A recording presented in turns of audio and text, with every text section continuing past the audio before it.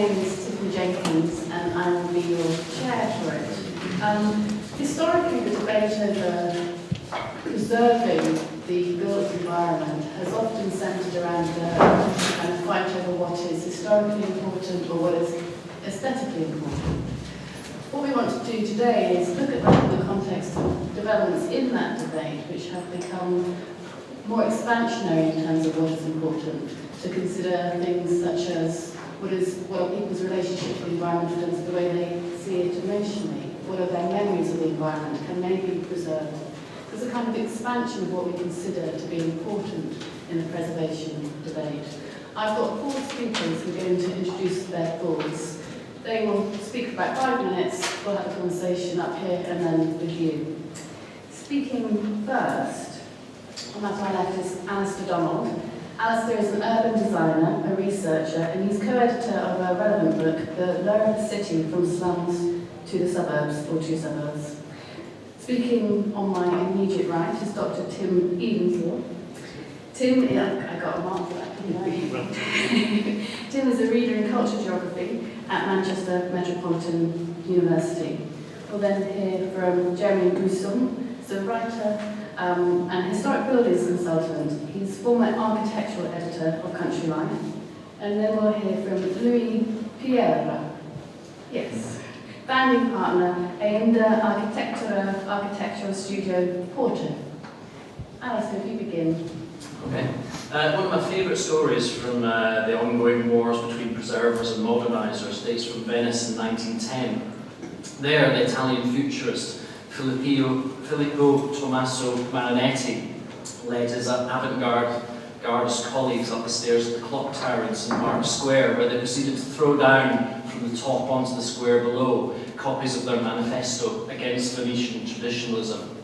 They castigated the fogies who aimed to protect the ruins and advocated filling the canals with masonry of demolished palaces and burning the gondolas, or what they called rocking chairs for cretins. Leaving aside the kind of stylized avant-gardist imagery of destruction, what was important about the futurist argument was that they were calling for filling the skyline with smoking factories and metal bridges that were appropriate to the new industrial and actually to the military era of Italy. They expressed the confidence that the confidence of that age that every generation should build its own city. Today, no such radical position exists anymore. Indeed, the kind of part of the growth of preservation recently has actually quite ironically been that modernisers have turned to heritage. So you have the growth of groups like the 20th Century Society. So, for example, you have the likes of Robin Hood Gardens, the brutalist housing block in East London by Alison and Peter Smithson, where architects such as Richard Rogers and Zaha Hadid have led the preservation campaigns, kind of ironically ignoring the fact that these buildings were that building was built was motivated by the urge to renew cities through experimentation and innovation. Or you have the strange case of the 1930s cinema in Bradford just now, which has lain dormant for 10 years, awaiting replacement by an admittedly fairly mediocre scheme of offices and hotels. Yet when Respect MP George Galloway was elected earlier this year, instead of castigating the developers for their lack of ambition and for their slowness in developing, he actually wanted to preserve the Odeon cinema on the basis that Bradford might become some sort of UNESCO-driven city of film. When even radical architects and politicians now converted to the cause of preservation, it's no wonder that in wider society preservation has proliferated, with conservation areas, preservation societies, amateur urban historians, urban memory enthusiasts, kind of all the rage just now. And I think it's quite important to remember that while preservation is often counterposed to modernisation, in fact it was modernity and the Enlightenment that gave rise to preservation in any sort of meaningful organised sense. So the Commission for des Monuments, the world's first preservation body, was founded in 1790 in the aftermath of the French Revolution, at a time when humanity had acquired a sense of itself as capable of shaping the future. And of course with that came the idea that you could take responsibility for historic relics. And the Enlightenment also provided a framework for deciding what to keep. a belief in the common good of humanity meant that society could work out which were the monuments that epitomised the great triumphs of the forward march of civilization. In the 19th century, what was to be preserved expanded in an artistic sense from monuments to buildings to whole places, and in a social sense from universal achievements through to a much more nationalist approach to what should be kept. But even then, as William Morris, the William Morris-inspired Preservation Manifesto declared, what should be kept was anything which can be looked on as artistic, picturesque, historical, antique, or substantial. Importantly, any work over which educated, artistic people would think it worthwhile to argue at all. And I think this is where we have the real change today, because if you take the recent manifesto of the Heritage Alliance, for example, then what it states is that heritage is a powerful force and positive force in the 21st century, stimulating economic growth, attracting tourism, providing a sustainable foundation for the renewal of local areas, encouraging citizenship, building community. Nothing really about the worth of buildings and why historically we thought they were significant, but a kind of instrumentalized approach to why we should keep things. A kind of tick-boxing approach that meets government policy initiatives rather than has anything to do, I think, with architectural merit. And we have this all the time just now. The idea that buildings should be saved for all sorts of tenuous reasons of social exclusion rather than a general interest in what the building actually represents in the first place. So for example, to go back to Bradford again, you have local campaigning groups wanting to keep the Odeon because they thought it would attract huge visitors from all over the world. And they wanted to turn it into the John Peel Centre for Creative Arts on the fairly tenuous basis that Peel met his wife in Bradford and made a couple of documentaries about the city's music scene. So, we have the proliferation of preservation, but the kind of loss of meaning of what's behind it. And I think, in such a scenario, preservation really starts to mean little more than a kind of feel-good therapy factor for a society that kind of feels like it's lost its way a little bit. Either in creating the future, or just as importantly, a society that's become actually quite uncomfortable with the past and a bit confused about where it stands in relationship to both of them. Yet the aim of protecting the memory of place actually turns on its head, I think, the very real processes by which society creates the future. What it does is it tries to preserve the past in the vain hope that it will give some clues as to how we should live in the future, rather than recognise that society and the cities that we live in are places really that are in constant state of flux.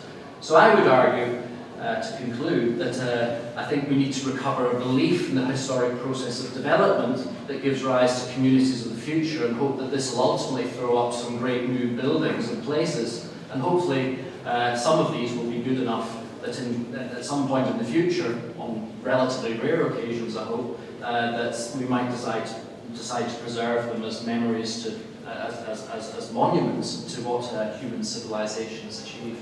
Thank you, Alastair. Tim? Cheers, folks. Earlier this week, I don't know if anybody noticed on the news, at the gardens of Brockhall on the shores of Windermere, a 110-year-old monkey puzzle tree exists then as a very popular monkey puzzle tree. A lot of people were campaigning to save it. But in these gardens of Brockhall, designed by the Edwardian landscape architect Thomas Mawson, it was viewed by English Heritage, who advised the Lake District National Park Authority, that this tree spoiled the historic view over the lake. And it was out of character. It was out of place. So it's got to come down.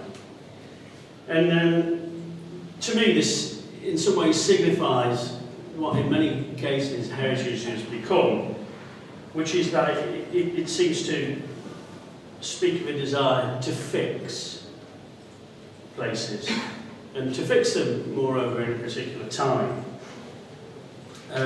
Despite what benefits the monkey puzzle might give to the view, it wasn't what the original garden designer intended, so it's got to go.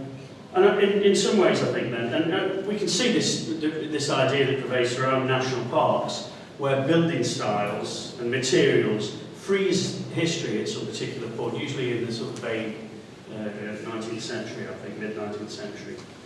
I would say, though, that this is part of a bigger problem. This connotes a bigger problem wherein the zoning and regulation of everything includes the consignment of areas marked by heritage. And this is one of the ways which, in some ways, the life gets stifled out of the city. It's what I would think of as part and parcel of the Apollonian tendencies within modernity. That is, where the imperative is to aesthetically and epistemologically order the world, to regulate space, classify culture, and develop authoritative scientific accounts. And I think we can see there's a huge array of heritage sites that perpetuate these strange ordering processes. So then at such sites, heritage is narrativized, selective, very highly selective, potted accounts give you the story of the place. Information boards reduce the potential for you making sense of a place through this kind of very mediated encounter. But above all, what a lot of heritage seems to aim for is this myth, this mythical condition of authenticity, as if anything like authenticity could ever be achieved. It's a hopeless quest.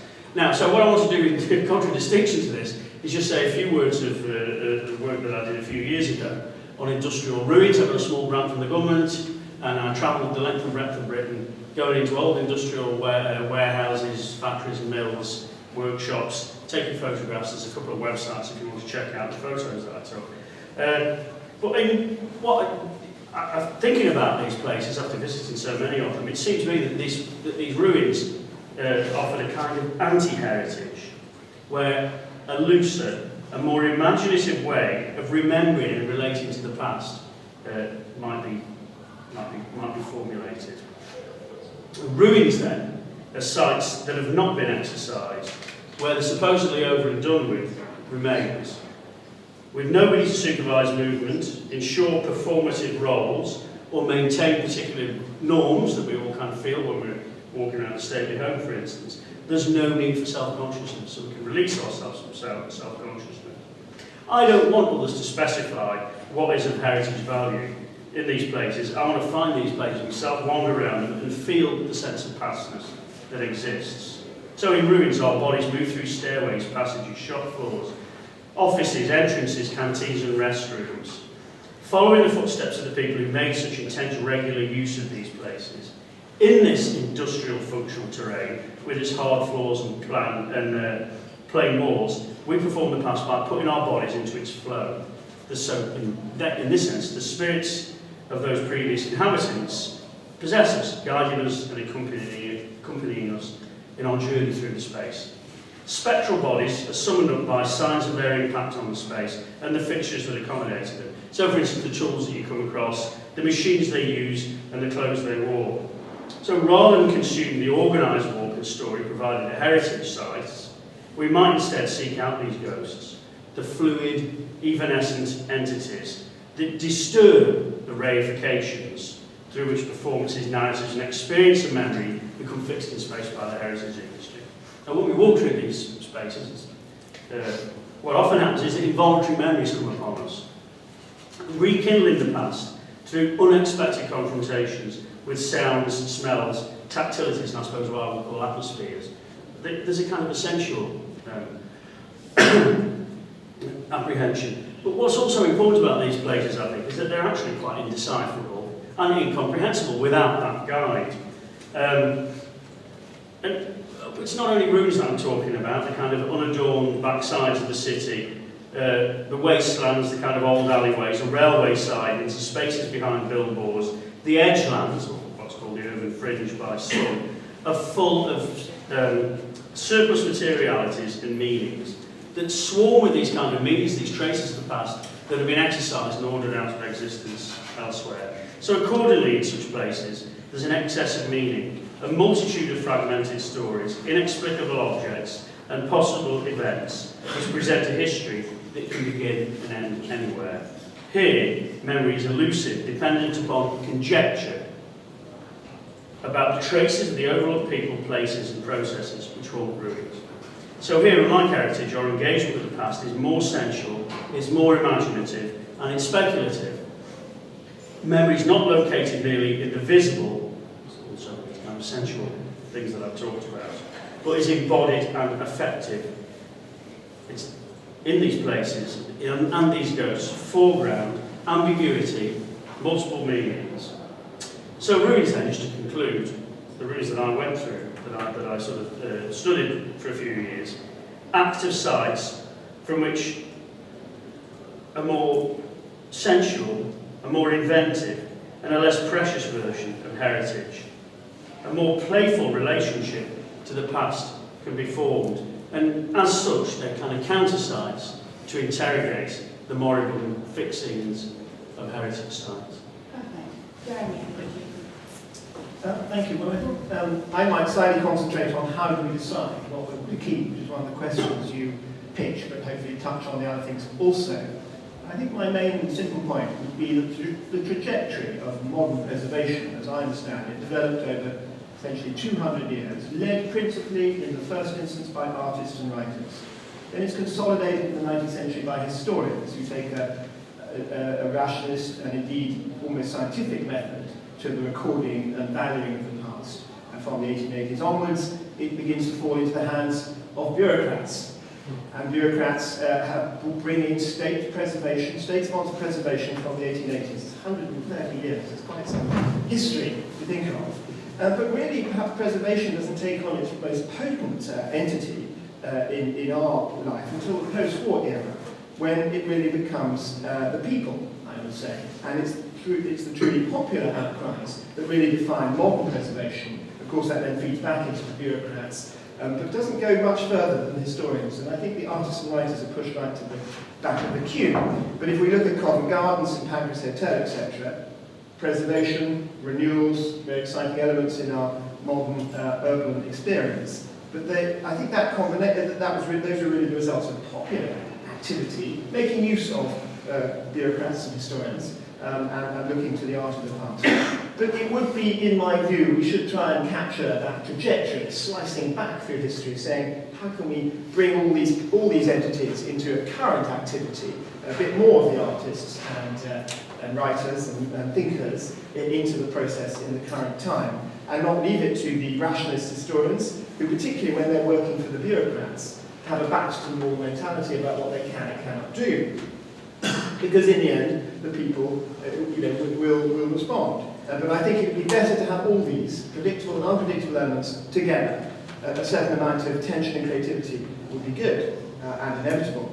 To an example, I think there have been periods when this has floated into existence. Just a very quick example, the Roth Art Commission, once upon a time, I interviewed a historian who sat on it with Henry Moore. And he said, I always remember the time when Henry Moore and I were discussing where best to put the Didcot power station chimneys in that historic landscape. He said, I think Henry Moore did a rather good job on that every time I go past on the train. But it's interesting to think of someone like Henry Moore directing the positioning of power stations because they were concerned about the impact on the landscape.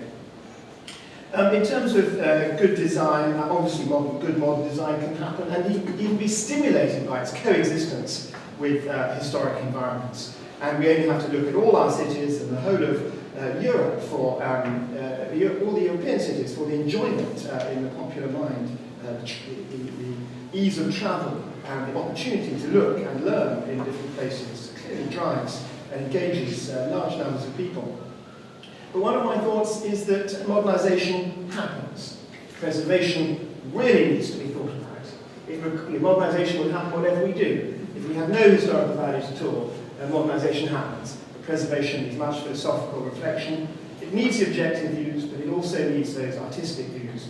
And also something, I'm not sure whether it's going to come from the people I've talked about, it needs humility as well. Who are we to judge the value of the thing that we might leave to the future or to drive the future of? And one of my other points that I'm fascinated to discuss with these gentlemen and ladies in this room is I think there's a view, my major view is that preservation, conservation is simply a philosophy, it's not a science, and I think there's a great danger to try and apply scientific methods to conservation. Obviously there is scientific conservation of an object, but that is inappropriately applied to the issues of what we should choose to save and not in the future. Also, I think one of the papers that we have floated now talked about there being a current obsession with preservation. I'd say preservation is I would take the same side of Simon Thurley in the papers you sent out and say that preservation is something that we can trace in all the history of mankind. I was referred by a classic scholar in Cambridge to the poet Lucan, who talks about the ruins being ruined in a particular piece of poetry. The 8th century Anglo-Saxon poet, who I'm sure will know some of you, who writes about the beauty of the remains of Bath in 8th century. An Anglo-Saxon poem saying how much that gives an opportunity to think about what the past was like. Medieval architecture, medieval cathedral builders had to think about the shrines they inherited and built around them and incorporated their fabric. That's thinking about the past. That is preservation of the sort. I could go on in a great list. In fact, so much so that when the Morris manifesto mentioned by Alastair earlier on, of course, also contains a reference to the love of old buildings had caused more destruction in the 19th century because people got enthusiastic and reoccupied them and knocked them to bits to try and give them new life. And you said something along the lines that the aberration to the past had actually created more destruction of historic buildings than any of the years of civil war, indifference and ignorance that had preceded it. Something along those lines, anyway. In conclusion, I'd like to throw up again that idea of how we create the alliance of the artists, the historians, the bureaucrats and the people, and not exclude these things but make it a unified and continuous debate, because one of the things that I'd like to place at the heart of the debate about preservation is the human joy of these things, the joyfulness of experience, the sort of things that are touched on by most speakers. But I think I'd like to push joy right to the front.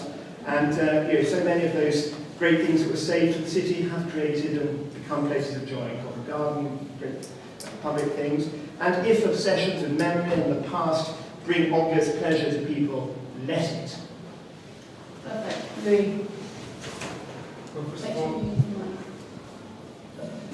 first of all, I'm not so familiar with the immediate context of British reality, and also my English might sound, and some of the words might sound out of context. But let me start by,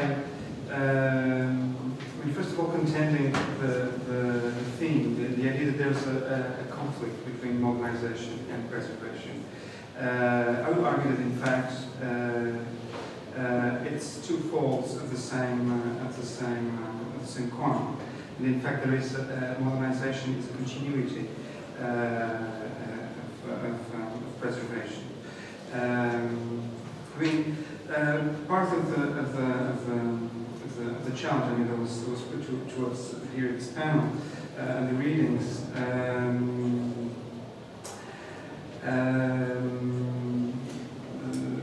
The threat, let's say, is not so much that the past should freeze. That we should that we should freeze in an changing present. This idea of preservation, but for me the risk is that we freeze in a boring, a critical present. So I would argue that it's not so much the present against the past, but rather the quality of the design against boring design, basically. What we wish to preserve today is what was well done in the past, and surely what is well done today will be in the future something to preserve.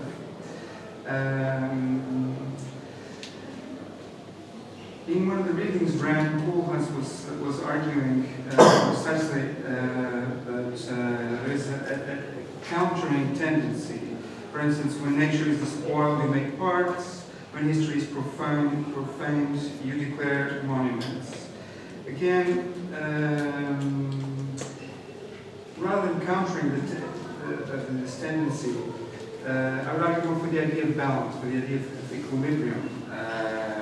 And I think that like some of us previously pointed out, is it not a question of we are not happy with our present, that we try to actually counter this tendencies, because either in nature or in building, if we do it right, whatever that means,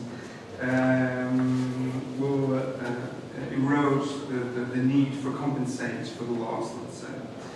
Another thing which is particularly important is that, and again, Tiffany was mentioning at the beginning the idea of preservation historically or aesthetically. And in fact, a lot of the discussion is focused on these two issues, and in particular in aesthetic arguments, in form, shapes of buildings, of space. But a very important issue here is the idea of use. I mean, when you're dealing, we need to think of things not abstractly, even though I agree with the idea that preservation is really a philosophical thing. But specifically, there is a client, there is a program, there is a need to intervene in a certain circumstance. I mean, if we think of either tearing down some building or changing it, adapting it, transforming it to become something else, it's because there is a need, and we need to address the issue of program, of function, when we're thinking about preservation. Obviously, the idea of preservation is not to freeze the building, let's say, if we're talking about buildings, because even today, the kind of environment that we live in, I'm thinking, for instance, in terms of comfort, for instance, I mean, it's totally different than even 40 years ago, not to mention 100, 200 years ago, of the way that people lived then. So there's even slight changes that are being introduced in heritage properties that you could argue that would disrupt, destroy this kind of heritage or not. But the point is that function is actually at the top of concerns of people. For instance, Monique Hilaire, which is a French sociologist who works a lot with architecture, conducted a research about housing and about what people value most. In fact, the house of the future for people is not so much about shape, about form, but about use, about how it adapts to their daily needs, their daily lives. So I think this is really critical to discuss. Now, sorry. Okay. So quickly, the preservation. So very prosaically, it's twofold in the sense that on one hand you have the building or the ensemble that you wish to preserve. On the other hand, you have the planning, the evaluation or permission or whatever of buildings or projects that concern somehow affect the area that you're building. And so, on one hand, in terms of the authority, let's say, who and how decides, I think it's really critical to think, as Jeremy was saying, of a team of people rather than some bureaucrats, but where, of course, architecture, I would argue, is at the top of the leading process, but not alone, obviously. And we need specifically to base the argument on solid information, on sound information, because obviously a lot of the decisions seem to be out of just impulse. So that's that. Okay, thank you very much. Okay, there's quite a lot here to discuss, so I'll just start off on the panel and we'll see where it goes. Alastair, I wonder if I could come to you first. I think it's possible that one of the criticisms of your argument is that you're not valuing the experiences that people have with their environment. You know, it isn't just about preserving the palaces, it isn't just about preserving the Baroque buildings. People every day live in their physical environment and they get to like it. Those memories are important. Is there no way of cherishing them? Are you not being a little bit unfair, really, on those people? You know, some of the things that people are now talking about preserving would have been pulled down in the past, but actually they're quite important to people. I think, you know, we exist in environments that weren't built yesterday, so we have certain subjective experiences and attachments to them. I don't think there's any doubt about that. And in many ways, I think they can be, they can be valuable. They form part of our past, and through doing that, then you can continue to get quite a lot of pleasure out of them in the future. So I don't think that's an issue in that sense. But I think what is interesting is kind of when you do take that kind of subjective attachment and personal memory, and then try and go through a process where you start to generalize it and say that well, you can take that individual instance and all of it and build on that into a kind of approach which then is all about communities preserving entire places and communities starting to build them, to find themselves, as it were, through those what were actually quite isolated and individualized experiences of their past experiences. And I just don't think it works in that way. I don't think history can be used in that way to create any meaningful community in the future. But I also think that what actually happens is that, and someone mentioned that heritage has gone through a kind of process of democratization, but kind of my observation would be that actually the people that are pursuing urban memory as a strategy are actually bureaucrats and people who are setting out to create communities. I just don't think that works. Communities have a much more organic relationship to their own creation. I think I might accept your last point, but I think that it's very important to look at those things that people, in the most generalised sense, want to try and defend. And I'm fascinated in looking at a lot of buildings recently that are under threat in some way.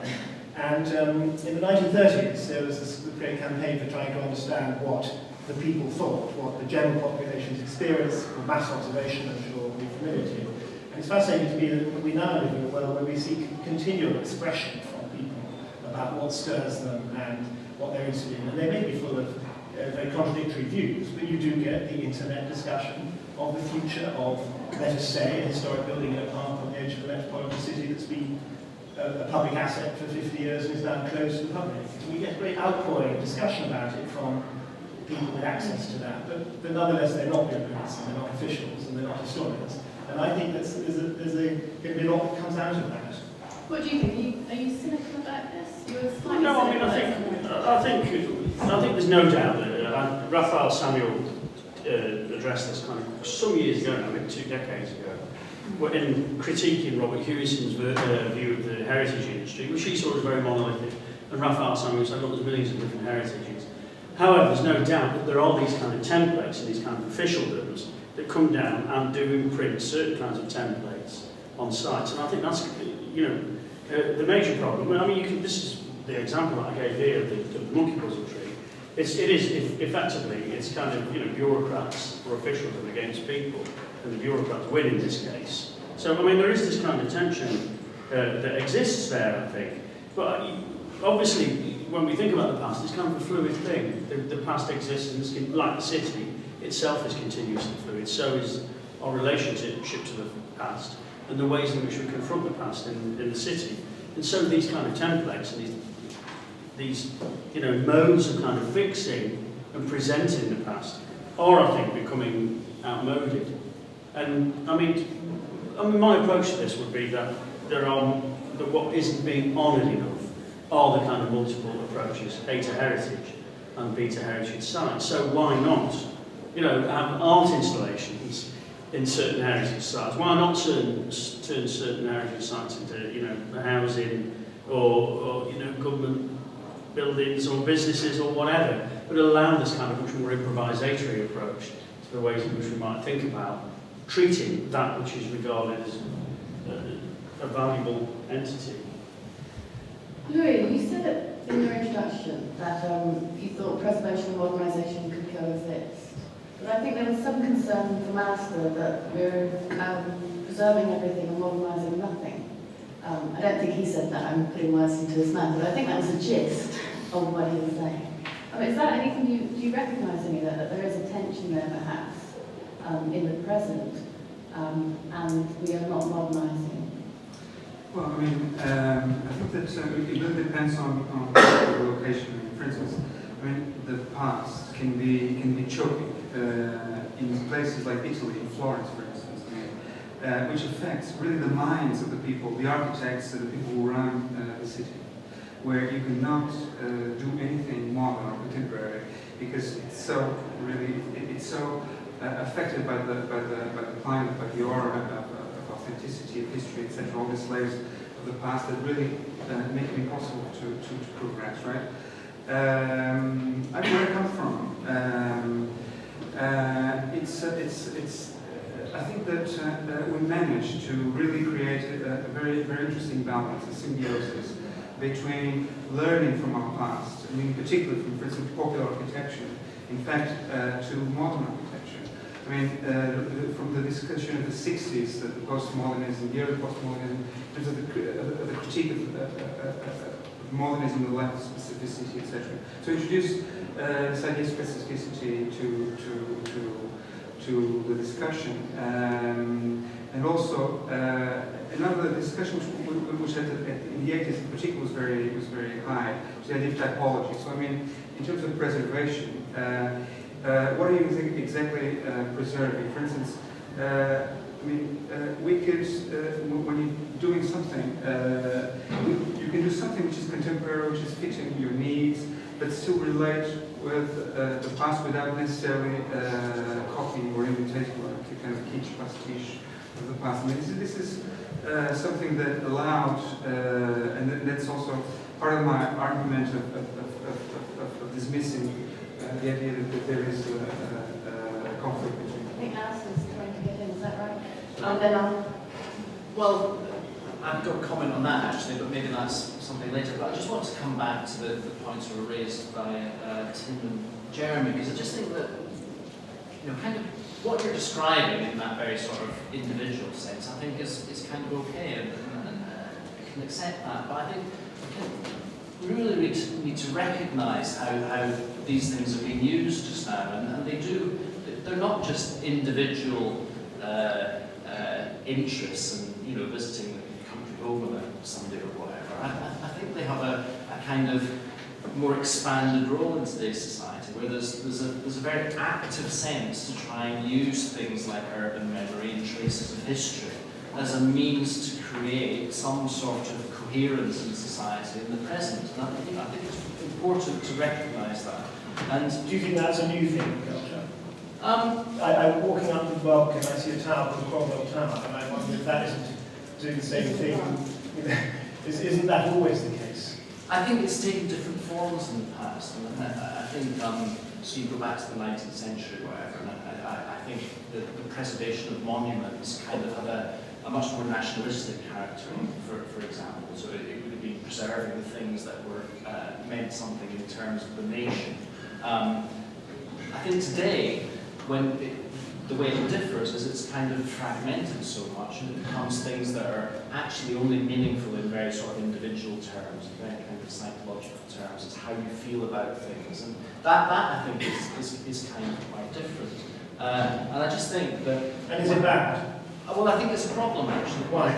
Because I think when you try and use those kind of very individualised subjective experiences as a means of creating a common sort of feeling in society, then what you have is a kind of very passive approach to the creation of the future, because that ultimately, the creation of communities is really, in these policy-making terms, about the creation of a workable future. So you have a very passive sense that you're involved in creating the future, and that's not, I think, like it was in the past, where you had a very real process of development. You forged through the creation of cities a kind of workable identity for who you were and how you saw your place in the world. There was a much more active and I think imaginative process. Well, what's kind of might be instructive here is Helga de Hotley's notion that there is no future anymore, all there is an extended present.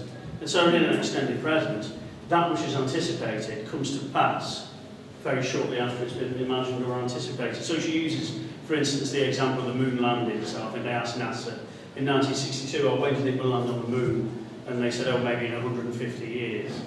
And then 6 years later, there they were on the moon. So this idea of this kind of vanishing future, really, which kind of collapses into the present, perhaps that's what it is that's kind of provoking, or one of the causes that's provoking these feelings of nostalgia, which is way beyond heritage. I mean, it's a hugely kind of pervasive entity with films, I mean, all sorts of kind of commodities as well that you can buy now, that shop pastimes. I don't know if anybody's seen it. A whole array of pop music, golden radio. I mean, we could go on and on. So, I mean, heritage is just like one aspect of the kind of much broader, perhaps a kind of, you know, social and cultural malaise that simply can't imagine a future anymore because it comes to pass too quickly. That's a nice point at which to get out to the audience. Have I got a microphone? So I've got you and you, so we'll take these. Can you keep your hands up so the mic man can see you? Thank you. Yeah, I wanted to say also, because I think I agree with you. I'm just... Yes, on. Okay. Yeah? Okay. Yeah, I'm from Paris, and I just want to say that sometimes people don't realize the power that has architecture on young people. Like, a lot of young people leave now because we're just tired to have a museum city, and nothing never moves. Like, they stay the same all the time. We cannot do anything, touch anything, so it also reflects in the thinking of the people.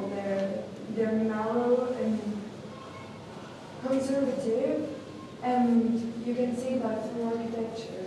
And I think it's important to preserve, of course, but it has an impact of development on people, young people.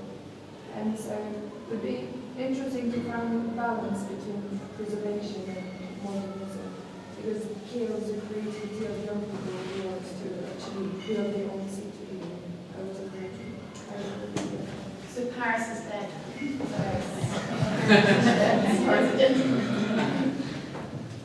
Thank you. Yeah, I want to pose a question to the panel. I've worked in town planning for my career. And when I started off in the 70s, it was perfectly acceptable to put a road through Georgian Terrace or Victorian, fine Victorian houses and so on in our cities. I was horrified as a young planner. Now, in the last few years, I've been working in Croydon, which is a suburb of London, with 30 modernist, very drab, grey office blocks, all in relation to each other, that were built in the 50s, 60s, 70s and 80s, and varying from sort of 10 to 30 stories high. And they're the last collection, probably in Britain, and possibly wider, of modernist office blocks from that period. And a third of them are empty, and a third of them are underused, so they've lost their function. So here's a problem. A large number of, a massive amount of concrete, and the council, my job was to try and persuade people to knock them down and build a new community. That was my job, really. And the resistance wasn't from the bureaucrats, because the bureaucrats actually wanted to knock it down and they wanted to build a new modernise it. It was from the art students and youngsters who'd grown up. Yeah. Oh, don't knock this office block down. I mean, I played around here as a kid, this is my town, this is my city, And these are kids that are now sort of famous pop groups and fashionistas and all this sort of stuff. And so this emotional memory is playing a real havoc with the debate about what is the integrity of these buildings. And as it happens, there probably are two or three, as individual buildings, there are probably two or three that have architectural merit, the rest do not. And then there's a question, well, should you keep a group? Because it is for its rarity value alone. But the question is, what should our response be in that situation? So young, getting nostalgic, younger and younger. I'm going to take one more, and then if anybody's got any responses, we'll go back out. Yes, sir. Yeah, I mean, it's possibly similar to the points just made, but I think, you know, surely we can take the sort of long view of this. You know, we've gone a long way since John Betjeman and St Pancras and all of those things, from the reaction against some of the brutalist stuff that we've done in the 60s. We've moved on from that, and we're in a different sort of time.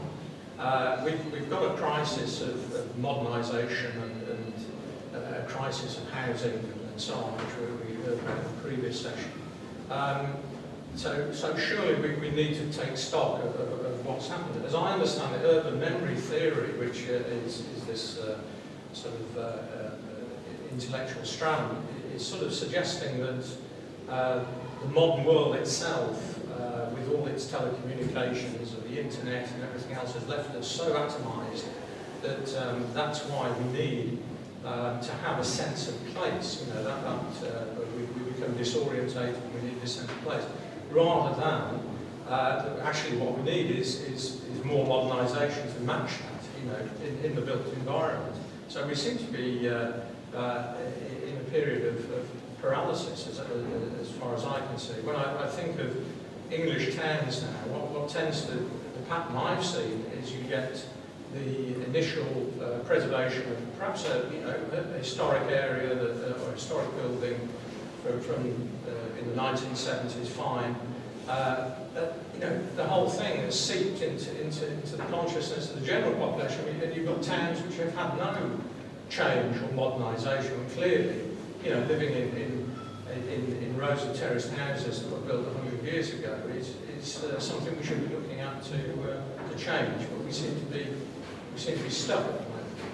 Does anybody have any quick responses to the modernisers in the audience? Keep your hands up so I just get to see you. I would just interesting point about Paris and building a new city, but one of the things in preparing for this, I had a debate with somebody about major London rebuilding programmes that didn't happen.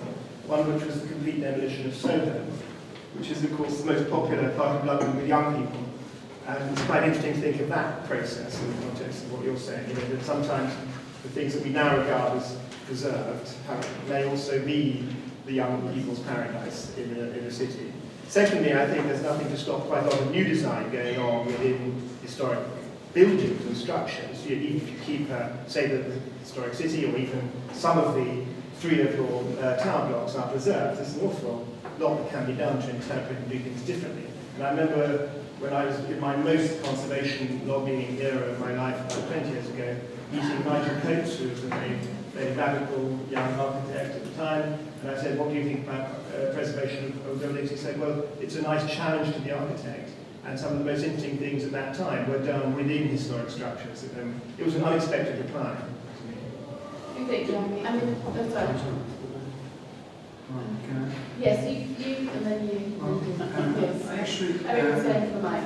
I actually relate very strongly to what the Parisian lady says, because in Portugal we feel very much the same. Young people can't find housing, appropriate housing for their lives. I mean, but it has to do with two things. The first thing is that the conservative, the real conservative, is the real estate industry, which is very objective to risk. I say that risk averse, Yeah. right? And in fact, every time a young architect or an architect for that matter makes a new design, it's immediately sold out, because people find new ways of living, new ways of organizing the space, or windows, etc. So this is one thing that's what happens in Paris, and of course, young architects or modern projects in Paris are obviously very quickly taken because there's so few. The second thing is that there is a question now of sustainability, in the sense that we need to think about pouring concrete to the living space, and in fact there is enough vacant space in our cities and in our territories that you really need to address that issue to make them usable again. And in part, in cities, you need to renovate all the vacant buildings, and that is very important. I think that would be the worst thing you could ever do. to any city is to renovate all its vacant buildings. Is because what you need to do, what modernism is complicit with, or one side of modernism is complicit with, is precisely that, is zoning and planning and determining everything, and defining it as a single purpose space where this happens there. And so what's very important about the city is precisely that there are those disordered spaces where people can go there, use space in all sorts of unsupervised and unregulated ways, and also construct their own meanings about that space, rather than have those meanings already organised for them. So it's absolutely crucial that we have spaces that people can go to that aren't over-defined, where they can make their own meanings. And part of that is the ways in which they might make their own meanings about the past. So that's how people get a sense of place, not by redefining controlling space. The story of Soho is probably that. Yeah. You know, if you reckon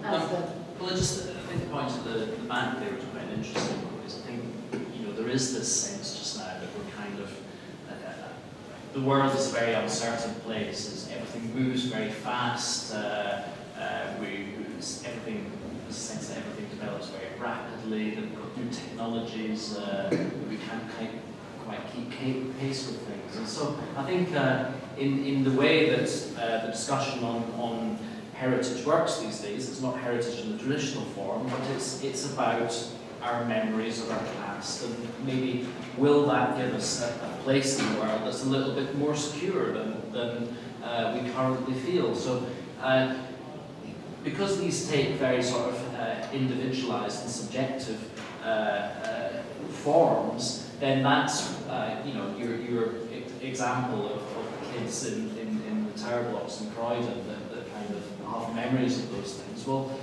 that's the sort of thing that we promote these days. In the past, you know, we would have the confidence to recognise that that's individual experiences that mean something to those kids that grew up there, but it wouldn't necessarily then translate into the idea that somehow buildings should be preserved because of those experiences. So you move completely away from the whole idea of the worth of the building into just this personalised world of what happened to you there in 1972, which is just a kind of mad way of trying to take decision making in terms of how you build a future city. Okay. I mean, I think there's a curious thing. I know, let me just check who wants to speak. Yeah. There was a hand there. Well, let's take it. There's a lady there. And hold your thought. We'll come back. I have a real admiration for Mussolini.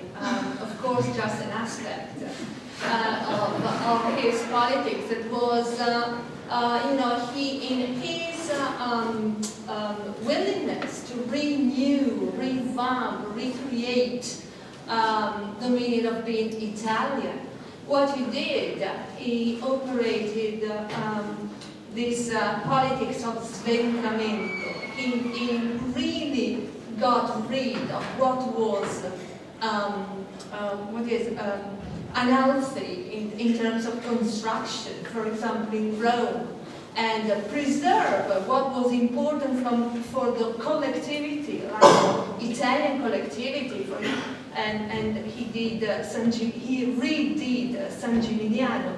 So for all of you that think that San Gimignano is a very good example of you know, the past, watch out, because it was really refaced by Mussolini to, you know, not give credibility, but replan this idea of the Italian history, the Italian Renaissance. And he created a lot of towns in Sardinia, Sicily. He, you know, he really gave a sense of a future, of a direction to, you know, the state, the Italian state, and is absolutely a disgrace. Nowadays, preservation or restoration is associated with actually the denial of the future. So in Italy, like in Paris, you have not a single new building in a city center, because you are an insane person. You are out of your mind if you want to build. For example, Alastair, you mentioned Venice. In Venice, every single project that is suggested to change and make our modern living a little bit better is really blocked. And more and more you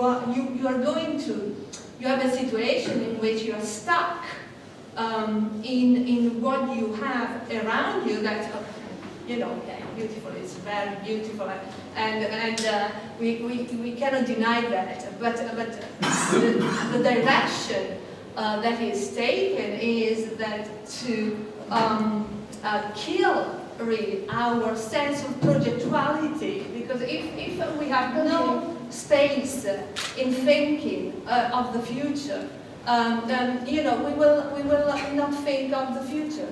I live in Edinburgh, you don't want to come there. There's a lady just in front of you, and keep up your hands because I want to make sure I get you all in. Okay, yes. Just a really tiny point to say that sometimes, I think it was ignored in the discussion, that sometimes this clinging to the past is a bit of skepticism towards the motives of the ones that are trying to create a new future. As an example, I think, I just heard this thing about an Art Deco swimming pool in Tooting that is about to be demolished because Tesco is going to open a branch there. And I think sometimes this nostalgic or subjective kind of psychological thing is a bit of a reaction to what seems like a commercialized motive from the bureaucrats or the corporates. It's a useful point. I'll pass it to one of these gentlemen. Yes. Now, this is a very specific case. I'm fairly sure it's not the only one of its kind. My school science block is a listed building purely because its windows are seen as architecturally valuable. And I'm not really an architectural expert, but the windows look like the classic windows with rectangular panes of glass, like so. And for me, that seems an incredibly trivial reason to preserve what is, to be frank, a grey, dirty monolith of a building. There's a lot of organisers in the audience. There's a gentleman right behind you. Hi, I just wanted to say that I find some aspects of the emotional attachment sort of justification are invalid because partially because there's just as much. Personally, I grew up not far from the cooling towers of Didcot that you mentioned, and a lot of people I know had an emotional desire to destroy those towers. And that kind of thing is overlooked. I mean, a lot of these kind of buildings are imposing, some things from the 1960s, and people generally hate them, and including people who live in them. So, and I don't know whether those are a minority or not, but another thing that might be said about the people who love these buildings because of their emotional, sentimental attachments to them, they would just as easily have those same attachments no matter where they were. So there isn't really a proper justification for that building because whatever is put there, someone will have some kind of attachment of this kind. No, keep going. Okay, gentleman back there. I wanted to ask the panel actually, just a great symbol of modernity and modernism in New York City, let's say, where in the 80s the sanitisation of New York happened by developers actually, and in cahoots with the state of New York, obviously. But for example, Times Square, which was a flesh pot of iniquity back in the 60s and 50s, 70s, and so forth. Then when the developers came in, they displaced a lot of those places of pleasure for people, but they were self-policed in a sense, and actually became, when those kind of flesh pots were moved away and displaced by big corporations and big modern buildings, let's say, it became, in a sense, scattered and fragmented, and therefore actually more dangerous for people. But I would like to, I wonder what people's view of that kind of modernisation is. We've got the hacienda in Manchester, I think, which has been preserved. It's probably not the same as it used to be. It's not. It's the gold. It's not, because the hacienda flats on the Yeah. side. Yeah, that's something called the two things you go to. It's actually in Streatham from the A23 all the way down to Croydon. The A23 is responsible for a lot of architectural visiting. It's been voted the worst urban architecture, I think, in the urban space in Britain several times. Just looking at positive examples of how it's completely possible to build new environment and preserve old environment cheap by gel. I'm just thinking of say Porto, countries around Koolhaas, I suppose, but in the Netherlands, in places like Enkhuizen and Volendam, you go around one corner, the old architectural buildings, next corner, huge engineering projects, real sort of example of how human endeavour has just overcome the emotions attached to the buildings, and sort of blended them very well with existing buildings. I was quite surprised that nobody mentioned the Olympics sort of construction over in East London. I know not all of them meant to be permanent, but in my experience, a lot of them, the modern structures blended in very well with the existing vernacular architecture, and seem to be that very successful. Is that not does that not give architects and planners a new vocabulary for these kinds of construction? And plus, one more question: does it take something convulsive, a convulsive event, to actually get rid of some of the old get rid of some of the old heritage construction of the buildings, and forcibly, I don't know, by necessity, install new? I'm thinking of Lisbon, particularly events like fire and an earthquake. Okay. There's a gentleman here, and I think there's somebody at the back as well. Yes.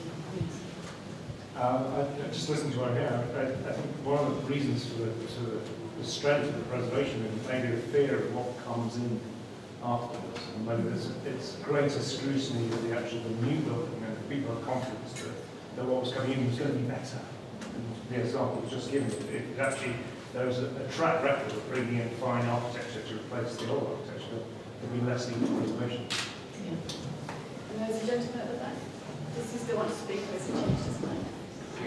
Yes, right at the back. I might speak, don't speak, I don't know. From the conservatory point of view, that we got to have some more housing somehow. More and more people going into the cities.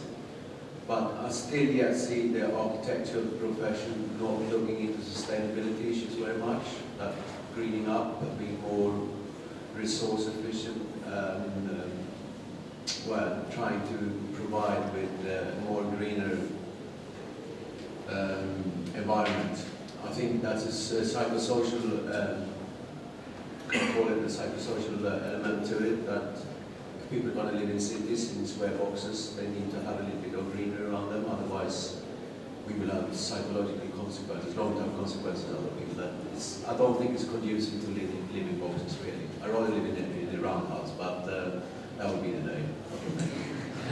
And did you want to speak before I get the panel in for the last one? Oh, you're very polite. It's been touched upon by the panel, various speakers in the audience. But when we talk about preservation and heritage, we're very much talking about an imagined or a mythical past, because a hell of a lot of the past is dark and miserable. I don't think there's been really a golden age as such, and I think Louis Pereira mentioned it's more that we're not happy with our present, or even with no vision of the future anymore. Okay. Well, we've got a lot of modernisers in the audience, Alastair. Any preservationists? Okay. Which means I think you should end either defending your position as a preserver really forcefully to try and convince them, or if you're a moderniser, you need to say where to go next.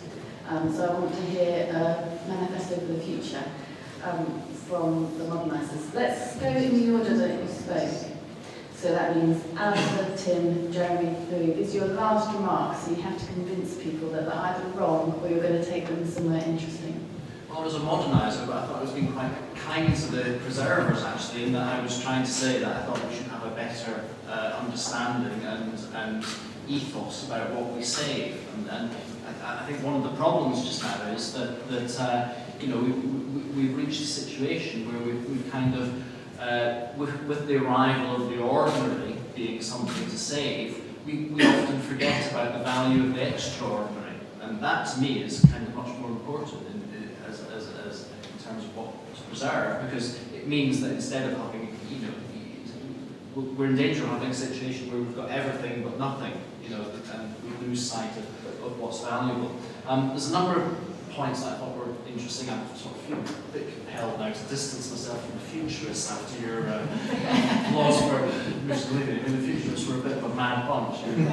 Let's be quite clear about that. I was just using them as an example of that kind of idea and confidence that existed in the early 20th century, that you know, we should create something new. We shouldn't be afraid to plunge in and have the confidence that society can renew itself in a valuable way. In much the same way, actually, as the Victorians had no hesitation about plunking large engineering infrastructures within historic bits of city with the confidence that they'd improve them.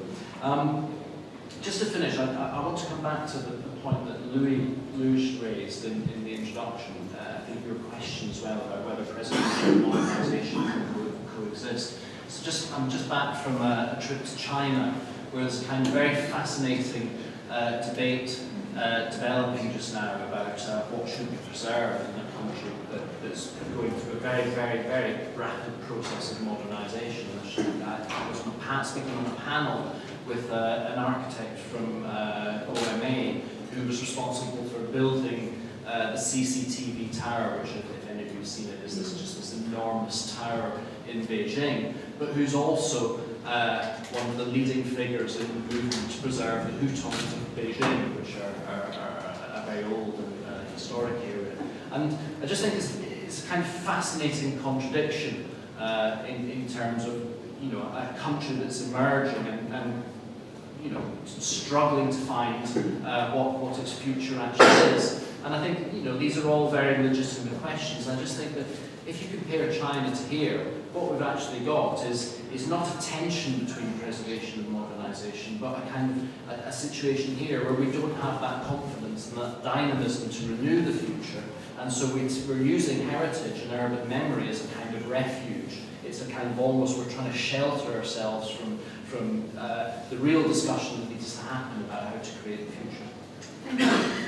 Yeah, I think that's an overly pessimistic view, to be honest. And since, as I've already inferred, I think heritage is multiple and multiply expressed in lots of different ways. And moreover, I think the days of creating kind of common shared symbols have just completely gone. I think that we've just got to give it up. The Millennium Dome testifies to that. We know that was a bit of a shambles, but there could have been no Millennium Dome that all Britons would have bought into. Not like the 1951 Festival of Britain, a different kind of event. There's no shared symbols now. Not necessarily everybody kind of feels great allegiance to the Queen. The literary canon has kind of dissembled into innumerable different branches. They're just two examples. I could go on and on and on. But those sorts of, the iconic has devolved into popular culture. So the idea of any kind of, you know, modernist statement about giant heritage sites that should be shown smile is finished. It's over. I want to say that. The second thing that I want to say is that what I want is more kind of oddness.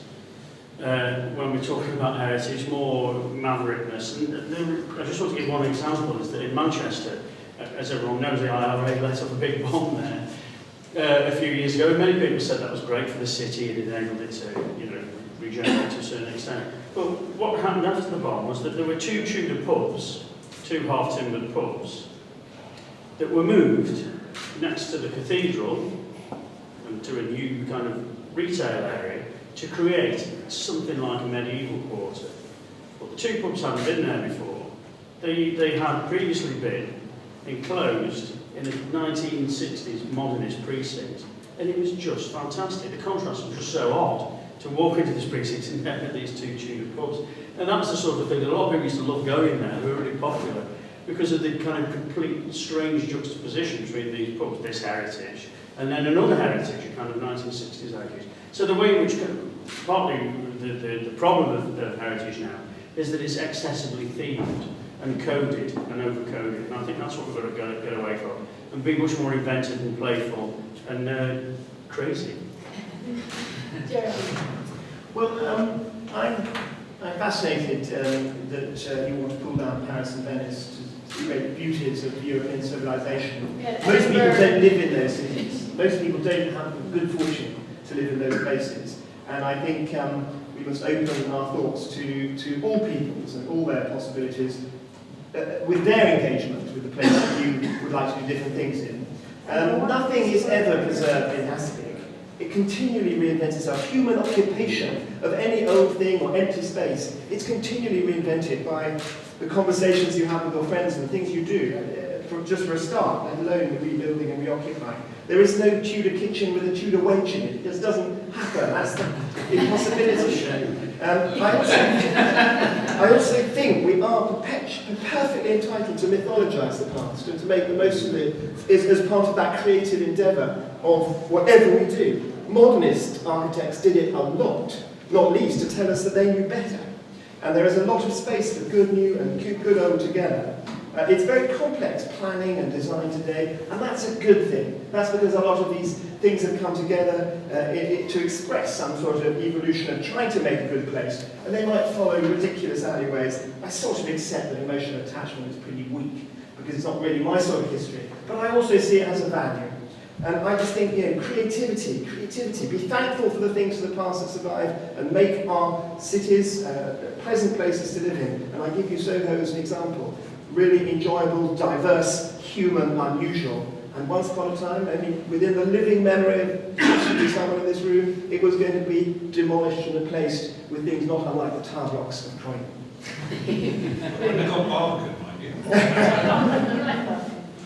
Oh, I'm just going to stop by Venice. I mean, I was just at the Shakespeare exhibition at the British Museum, and it was fascinating to see that Venice, for Shakespeare's generation, was the most cosmopolitan of cities, was the New York of the times. I mean, it was the reference where British were looking at, where the whole world was looking at for that matter. And today, what is Venice? I mean, this flux, this constant change. I mean, obviously they have passed 400 years, but still, you have to understand that things change constantly, and that our task, both as citizens or as professionals, is profoundly subjective, and it's critical that you assess your narrative. I mean, where do you come from? Where do you want to go? What is your construct? But it is nevertheless a construct.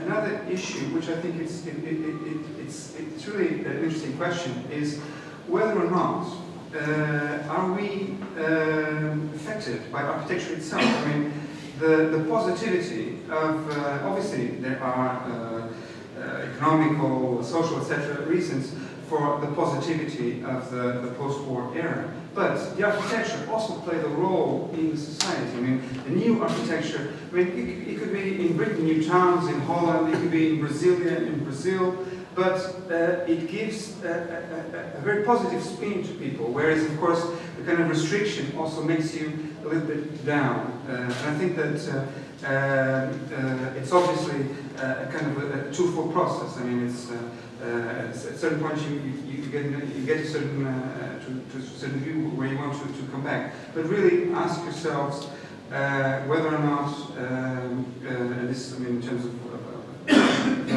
an argument in favor of truly contemporary architecture, and how much it can affect, and particularly in a Europe which is at loss. I mean, at loss of confidence, at loss of